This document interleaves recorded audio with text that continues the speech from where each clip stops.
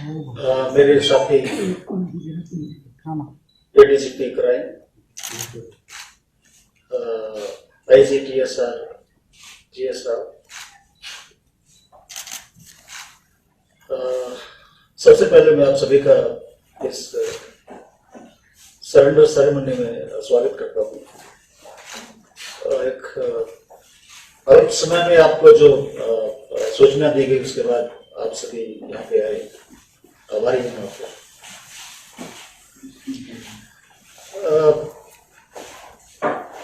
किसी भी राज्य में एक समग्र विकास के लिए अमन चैन शांति बनाए रखना बहुत जरूरी है, जिसके लिए राज्य सरकारें और पुलिस प्रशासन तथा सुरक्षा बल जो है अपनी पूरी कोशिश करते हैं कि राज्य में अमन चैन रहे, शांति रहे, ताकि विकास कार्य जो है वो राज्य के हर कोने तक पहुंच जाए। इसी प्रीबैक्स में त्रिपुरा पुलिस भी राज्य सरकार के मार्गदर्शन में सहयोग से, जनता के सहयोग से विभिन्न कार्रवाई करती है ये उग्रवादी संगठन जो है इनके विरुद्ध।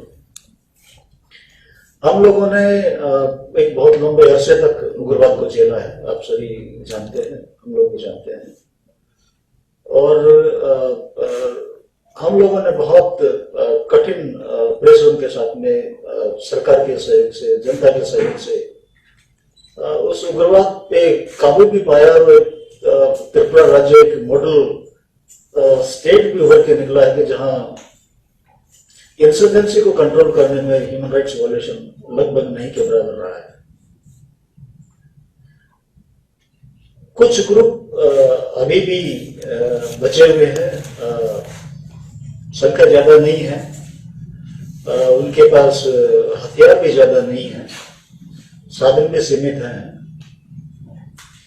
फिर भी वो कोशिश कर रहे हैं कि उग्रवाद जो है, इंसर्जेंसी जो है, उसको किसी तरह से रिवाइव किया जाए।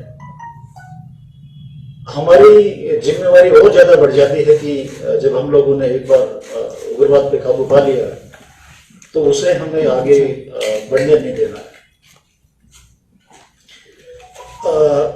पुलिस की कोशिश होती है कि जो उग्रवाद में शामिल है उनके खिलाफ उचित कार्रवाई की जाए लॉ के अनुसार। उसमें हम लोगों ने बहुत से लोगों को अरेस्ट किया है, बहुत से उग्रवादी जो है वो पुलिस ऑपरेशंस में मारे भी गए हैं और बहुत से उग्रवादियों ने सरेंडर भी किया है।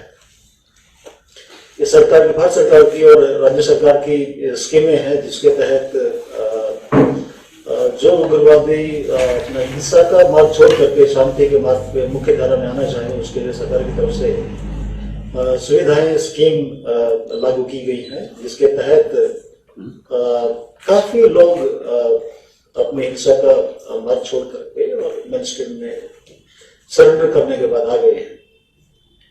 ये एक ऑप्शन है जिसमें हम लोग कोशिश करते हैं कि एक सिंपल सा नॉन वायलेंट एक ऑप्शन स्ट्रेंथ है वो कम हो जाए। तो हम लोग ये भी कोशिश करते रहते हैं जो भी माध्यम है उनके थ्रू कि इनको सही रास्ते पे लाया जाए कि आप जो वायलेंस के रास्ते पे जा रहे हैं या जो आप सोच के चल रहे हैं वो पूरा नहीं होने वाला है। और उसमें देखा गया कि जो हम लोग कोशिश करते हैं तो कामयाबी भी मिल जाती है। आज का ये जो कार्यक्रम है उसी प्रयास का एक परिणाम है। 4 एनएलएफटी बीएम के सदस्य आज हमारे सामने सरेंडर कर रहे हैं और ये चारों जो टॉप 10 है ये ग्रुप, उसके टॉप 10 के ये सदस्य हैं। इसमें असिस्टेंट फॉरेन सेक्रेटरी लेवल के हैं, असिस्टेंट ऑर्गेनाइजिंग सेक्रेटरी है, assistant publicity and information secretary है और इनके साथ साथ deputy chief of army staff भी है। ये मैं बहुत बड़ी एक उपलब्धि मानता हूँ कि ये एनएलएफटी ग्रुप के 4 इम्पोर्टेंट जो पदाधिकारी हैं वो ग्रुप को छोड़ करके हमारे सामने समर्पण कर रहे हैं और हिंसा का रास्ता छोड़ करके वो मुख्य धारा में ज्वाइन कर रहे हैं। हम लोगों ने इनसे जो हथियार मिले उसमें 2 AK-56 राइफल होगी, 4 AK मैगजीन है, 119 AK अम्युनिशन है, एक वायरलेस हैंडसेट है, दाव है और कुछ म्यांमार करेंसी भी है इनके पास। ये लोग 2018 नवंबर से और जनवरी 19 तक नॉर्थ ईस्ट के काफी ग्रुप्स के साथ में, ग्रुप्स के मेंबर्स के साथ में इन्होंने म्यांमार में KYKL हेडक्वार्टर कैंप कहते हैं, वहाँ एक टग्गा जगह है म्यांमार में जहाँ इन्होंने प्रशिक्षण लिया है और प्रशिक्षण के पूरा होने के बाद में ये नॉर्थ ईस्ट के और स्टेट्स में भी गए हैं। इन्होंने वहाँ के बेला देखे, हमारे हालात भी देखे हैं और ये घूमने के बाद में इन्होंने ये महसूस किया कि जिस आशा के साथ इनको ये ग्रुप ज्वाइन करवाया था ये शायद कभी पूरा नहीं हो पाएगा। और दूसरा ये जो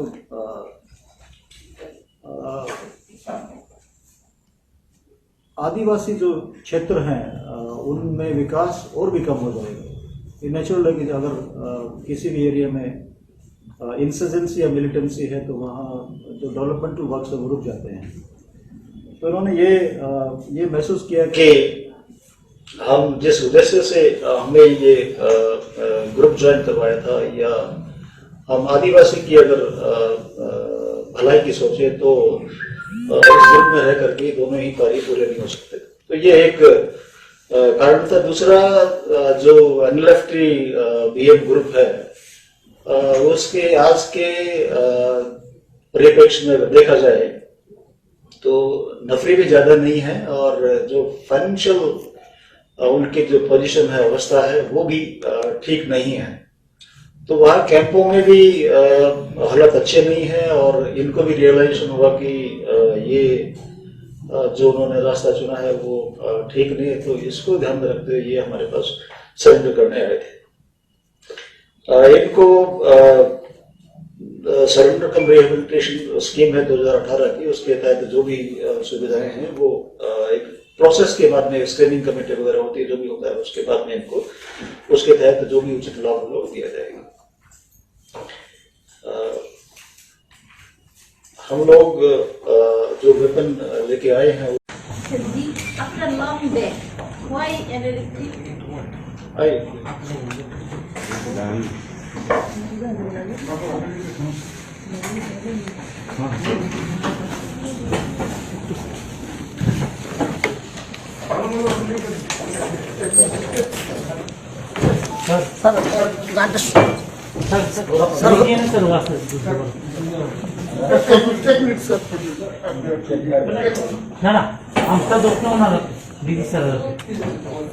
सर आपके हाथ में वो दे रहा है ऐसे,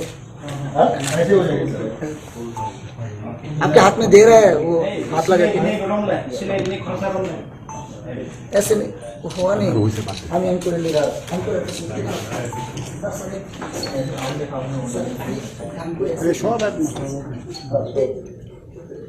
तुम्हें इसे ले जाओ ना।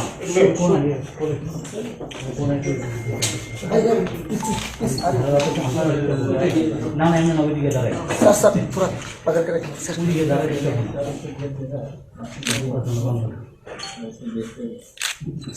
Sir sir sir sir sir हुआ नहीं सर, सर नहीं हुआ नहीं नहीं सर आया नहीं, अरे नहीं आया सर। आर्म्स तो नहीं देखे, आर्म्स नहीं दिखाई दे रहा है, ऐसे। Thank you sir.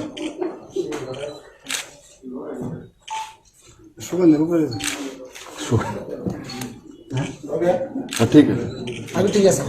भास्कर तुल वीडियो तुल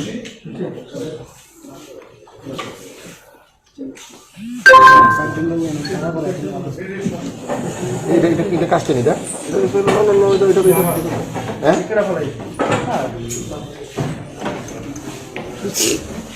কি অবস্থা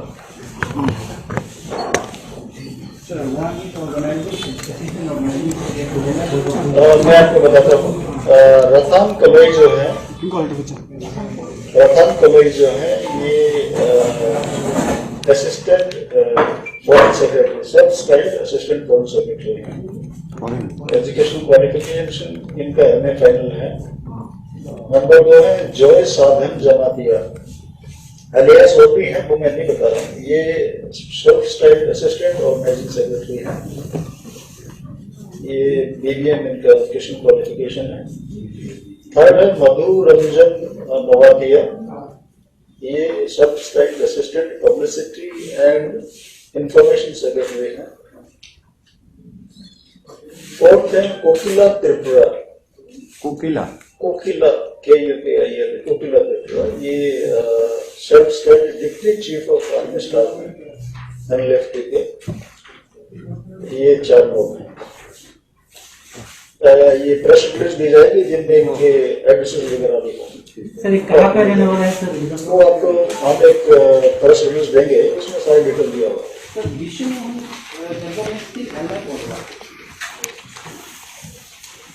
अभी उस पॉइंट पे आते हैं। मैं थोड़ा सा और आप लोगों से बात कर लूँ। ये डीसीपी का पदभार ग्रहण करने के बाद मेरी पहली आपसे मुलाकात है। मैं स्पेसिफिक्स में नहीं जाऊंगा बट थोड़ी सी मैं आपसे और आपके माध्यम से अपना कुछ संदेश पहुंचाना चाहूंगा। पुलिस को किसी भी कार्य को ढंग से करने के लिए अच्छी तरह से करने के लिए सरकार के सहयोग की तो आवश्यकता है ही, जनता के और मीडिया के सहयोग की भी बहुत आवश्यकता है। मैं निवेदन करूंगा आपके माध्यम से आपके साथियों से और जनता से कि हम अपनी तरफ से पूरी कोशिश करेंगे कि आपके हर प्रकार से सहायता करें, पर हम आपसे भी सहयोग की अपेक्षा रखते हैं।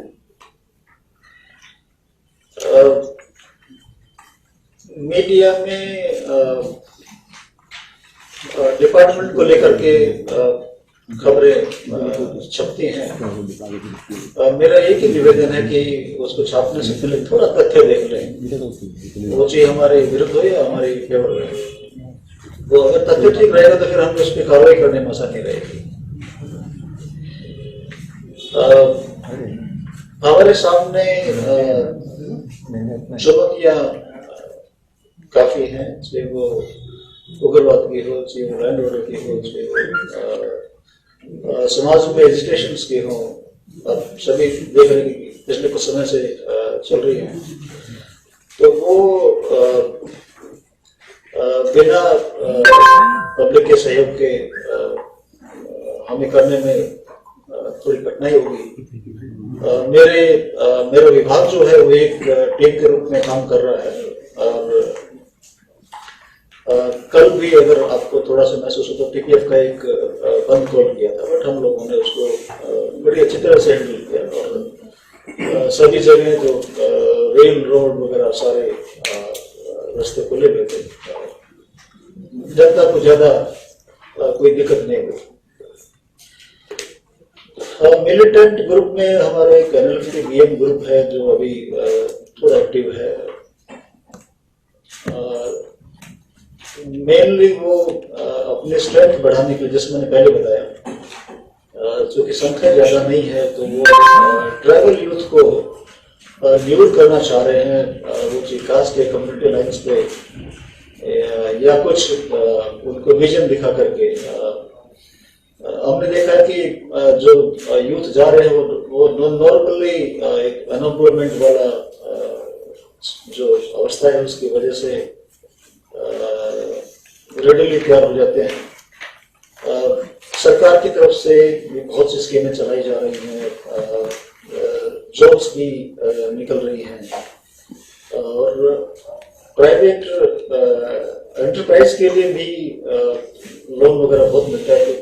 ये एक चाहिए कि जो ट्राइबल यूथ अनएम्प्लॉयड है वो अपना मिलिटेंसी में जाने के बजाय एक मुख्य धारा में रहते हुए अपना जीवन यापन करें। तो ये थोड़ा एक मेरा आपसे निवेदन है कि इसे जरूर आप ट्राइबल यूथ तक पहुंचाएं। मिलिटेंट्स से भी हमारा एक अपील है कि ये जो रास्ता उन्होंने अपनाया है उसमें उनको कामयाबी कभी नहीं मिलेगी। उसमें सिर्फ नुकसान जनता का होगा या उधर उनका होगा। हमारे जो डेवलपमेंटल स्कीम्स है वो इसे रुक जाएंगी, इससे ज्यादा कुछ होने वाला नहीं है। नागालैंड देख लीजिए, मणिपुर देख लीजिए, जहां हमसे बहुत पहले और बहुत ही क्रिटिकल इंसर्जेंसीज थी, वहां भी आप कुछ ज्यादा नहीं कर पाए। तो ये सरकार की तरफ से भी स्कीम्स हैं जिनके तहत आप सरेंडर करके और अपने बेनिफिट्स ले सकते हैं। तो आप मेन स्ट्रीम में आ जाएं मिलिटेंसी का पाथ छोड़ करके। बीच में हम लोगों ने देखा कि कम्युनल लाइन्स पे डिसहार्मनी क्रिएट करने की कोशिशें की गई हैं। इंसिडेंट्स होते रहेंगे, लेकिन फेक न्यूज के माध्यम से, ज्यादातर फेक न्यूज के माध्यम से वो कम्युनिटीज को प्रोवोक करते, चाहे वो हमारी ट्राइबल कम्युनिटी हो चाहे हमारी ओरिजिनल कम्युनिटीज हो। और ज्यादातर देखने में आया कि जो ये मैसेजेस आपके व्हाट्सएप पे जा रहे हैं, सोशल मीडिया पे जो भी जा रहे हैं, ये ज्यादातर फेक है। इसमें कोई फैक्ट नहीं, कोई कंटेंट नहीं है। लेकिन लोग इससे गुमराह होकर के कई बार रजिस्ट्रेशन वगैरह या वॉल्यूम्स वगैरह लगाए जाते हैं, इसमें भी नुकसान है, कोई फायदा नहीं है। तो ये मेरा एक निवेदन रहेगा कि अगर कहीं भी किसी को ये मालूम चले कि ये फेक न्यूज स्प्रेड कर रहा है या भेज रहा है, तो कृपा करके हमें बताएं। हम हमेशा अवेलेबल है। सही न्यूज सही समय पर मिलेगी तो मैं विश्वास रखता हूँ कि कार्रवाई जरूर होगी।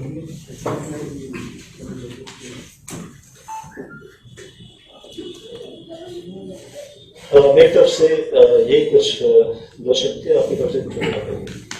Sir, yesterday 3 persons returned back who were suspected to be kidnapped by the. How it happened? Was it a ransom paid and where they were kept? Do you have any? देखिए, ये 3 लोग जो थे, इनको बॉर्डर में construction के काम चल रहे थे, तो कंस्ट्रक्शन साइट से ये लोग लेके गए थे। इन्हें बांग्लादेश में रखा गया था, हमारे यहाँ तो निश्चित तौर पर नहीं थे। और एक चीज मैं आपको बताना चाहता हूँ कि इस किडनैपिंग के बाद में खासतौर पर मैं माननीय मुख्यमंत्री महोदय का मतलब दिल से आभारी हूँ। एसडीजी मेरी जिम्मेवारी बनती है कि मैं पूरी कोशिश करूँ कि उनको लेके आऊँ, लेकिन जो कदम उन्होंने उठाए हैं इनको वापस लाने के लिए शायद ही किसी राज्य के मुख्यमंत्री ने उठाए होंगे। इन्होंने खुद बांग्लादेश के प्रधानमंत्री से बात की है, भारत सरकार ने बात किया, मैंने भी खुद बांग्लादेश के जो सिक्योरिटी फोर्सेस उनके डीजी से बात की। हम लोगों ने जितना पॉसिबल हो सकता था सारी एजेंसीज यूज की और इतना प्रेशर एक्चुअली बन गया था इन पे कि इन्हें ये था कि छोड़ा जाए उनको किसी तरह से। तो हमारी जहां तक सूचना है, जहां तक हमें मालूम है, इन पे प्रेशर इतना था कि इन्हें छोड़ना पड़ा। हमारे पास रैंसम की कोई सूचना नहीं है। जैसे मैंने बताया कि हमारे यहाँ त्रिपुरा के अंदर जो इनके स्पॉटर्स हैं, हार्बर्स हैं, कोलबरेटर्स हैं, हम उन पर पूरी कार्रवाई कर रहे थे। ऐसे ही बांग्लादेश में हमसे जो भी सूचना दी जा रही थी या उनके पास जो सूचना थी हमसे कंफर्म करवा रहे थे, उसके बेस पे उन्होंने उधर बहुत ऑपरेशन किए। तो ये इफेक्टिवली अपनी जगह पे रह नहीं पा रहे थे, तो जिसकी वजह से इन्होंने ये मेरे ख्याल से सोचा है कि इनको छोड़ना बेहतर रहेगा। अच्छा sir, after long back why NLF is इतना एक्टिव हो गया? हमने एडीसी इलेक्शन है इसलिए क्या? नहीं, मैं एडीसी इलेक्शन से तो इसको लिंक नहीं कर सकता क्योंकि मेरे पास कोई ऐसा फैक्ट या डाटा नहीं है। बट कोई भी इंसर्जेंट ग्रुप जो है, जब उसकी फाइनेंशियल कंडीशन क्रिटिकल हो जाए या उसकी ग्रुप की संख्या क्रिटिकल हो जाए तो उसे कुछ न कुछ करना पड़ता है। तो मुझे ये लगता है कि चूंकि उनकी फाइनेंशियल कंडीशन क्रिटिकल है, उनकी नफरी कम, इसलिए उन्हें अपने ग्रुप को खड़ा रखने के लिए ट्राइबल यूथ को भी मोटिवेट करने के लिए कि ग्रुप को ज्वाइन करें, ये कदम चालू है। रामछोरा में लिटल नाथ करके एक अपहरण हुआ था, इस विषय में पुलिस के पास अभी क्या जानकारी है? धामचेरा वाले में मैं आपसे ज्यादा तो नहीं शेयर करूं क्योंकि अभी इन्वेस्टिगेशन उसमें चल रहा है, लेकिन हम लगभग डेली रेड कर रहे हैं, वो चाहे त्रिपुरा में हो, चाहे वो मिजोरम में हो, चाहे वो आसाम में हो। Is it a militant group or miscreants? What do you suspect? उसमें पूरी तरह से कहना तो ठीक नहीं रहेगा, लेकिन हाँ, हमने जो उसमें इन्वॉल्व थे उनको सबको आइडेंटिफाई कर लिया है। So what is the update regarding the mob lynching in the Panisagar highway in the Bishojit Department with the firemen? How many people are involved in that incident? And ये देखिए, ये case भी investigation में है। Videos तो बहुत social media में घूम रहे हैं, उस पे कमेंट करना इस केस पे ठीक नहीं रहेगा। हमें मालूम है वैसे, पर उसको कमेंट करना ठीक नहीं रहेगा क्योंकि हमें इन्वेस्टिगेशन करना है, तो थोड़ा सीक्रेसी हमें मेंटेन करनी पड़ेगी। सर, आपने बताया कि ये जो इंसर्जेंट्स थे, इन्होंने एब्डक्शन विक्टिम्स को बांग्लादेश में रखा था कुछ दिनों के लिए, 16 या 17 दिन के लिए, और इनके पास म्यांमार की जो करेंसी रिकवर हुआ, तो इससे आपको क्या लगता है इनका जो भी फंक्शनल कमांड है, उनका सेल्फ स्टाइल कमांड है, उनका हेडक्वार्टर्स कभी बांग्लादेश में है या म्यांमार में है, जहाँ पे है?